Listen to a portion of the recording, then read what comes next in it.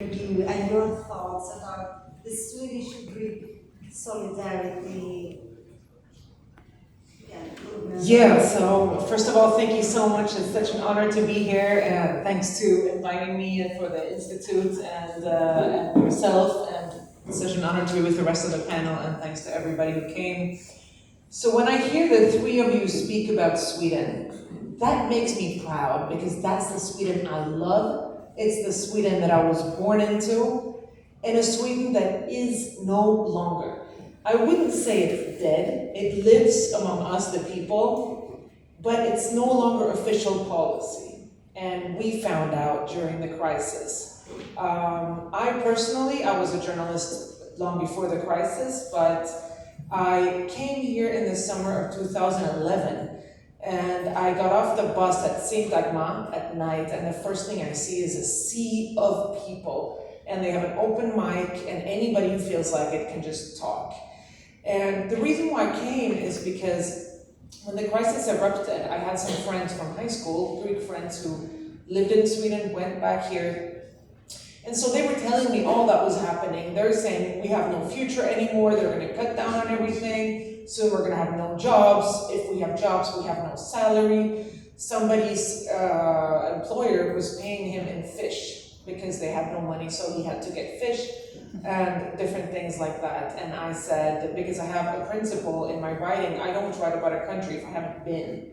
I can't write about a place if I don't know it in first person. So I ended up staying 3.5 years, writing a book about, all the different phases of the crisis. And it was so palpable, like every time I would get off the plane, not even the bus, but just the plane, at the airport in Athens, you could touch the atmosphere. Sometimes there would be an atmosphere of hope, like everybody was hoping for now, like a breakthrough. Sometimes there would be a depressed, thick atmosphere, especially during the technocratic period. And you could tell, sometimes there would be an electric kind of stiff atmosphere, like right before a general strike. And I was following during this whole crisis. And the reason why I felt like I have to write about this is because our media was taking cues from German Bild Zeitung and other tabloids, writing that Greeks were sitting under olive trees, drinking coffee all day long, and retired at 40. And this quote about retiring at 40 was actually our finance minister at the time, Anders Borg, who said. So I was looking this up, of course, in the Eurostat, and it turned out not to be true at all. And for sure, Greece had a lot of problems. They just had nothing to do with the crisis, as you were saying earlier. The crisis had to do with, one, the financial crisis in the US, and two, the construction of the euro as a currency that was like a one-size-fits-all for highly industrialized countries in the center of Europe, such as Germany and others, and tourist-dependent countries or agricultural countries in the south. And of course, this didn't fit. It fit very well for Germany, who boosted their exports, but of course, for countries such as Greece and others, lost in exports because they no longer had this great tool, which was the currency, which you could adjust to make, both exports and tourism very cheap. Now, when they couldn't sell their things, but they still had to buy all the exports from Germany, with what were they going to buy? Loans, of course. So these loans came basically fueling Germany's industry. And when the crisis hit, of course, they wanted their money back. So they invented the narrative of the lazy Greek. And speaking to Greeks in Sweden at the time, they were feeling this personally. They were feeling like outcasts. Even the people working at the embassy were feeling it. Like, they were somehow to blame for all of this. So it was a tough time. We tried, like in the Network for Greece, to counter this narrative.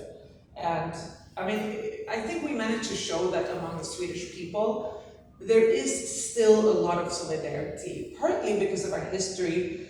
You mentioned Olof Palme, and you also mentioned Olof Palme. I think anywhere I go in the world, You know, it takes 10 minutes and somebody mentioned Olof Palme. Exactly. Or there's a square in Chile, Santiago. Hey, there's a street here in Athens, Olof Palme Street. There's a street everywhere, yeah. In New Delhi, there's Olof Palme Street. I mean, there's Olof Palme Street everywhere.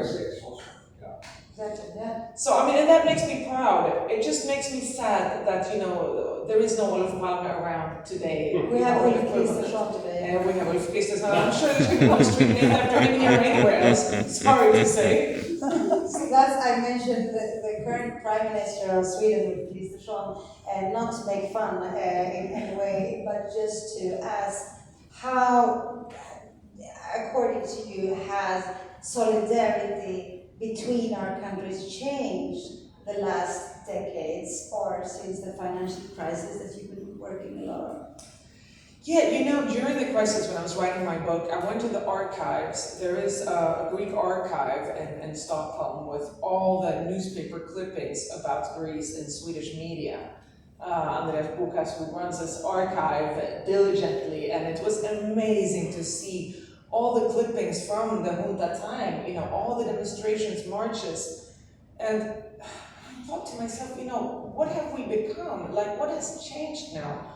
Partly it can be that it's easier to conceptualize a junta. It's a dictatorship. You know, if you live in a democracy, you know that's bad. A crisis is maybe harder to grasp. So partly it could be that as well, you know, but we didn't manage to have big marches in favor of Greece. What we did manage to do was to create the Network for Greece. And I will tell you about the first meeting that we had. So it was myself, it was some people from the left party of Sweden, it was also some people from the Grekiska Förening who got together and tried to think out the best way to rally people in favor of Greece. And we worked on it for a couple of weeks, and then we just said, we'll just open a meeting and whoever wants to come will come and we'll take it from there. So a room as big as this was full of people. And I think the kind of people who were there tells you a lot about the relationship between Sweden and Greece.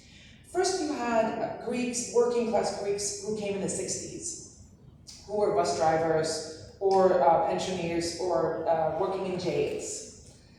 Then you had the new Greeks, very highly educated, who came now during the crisis.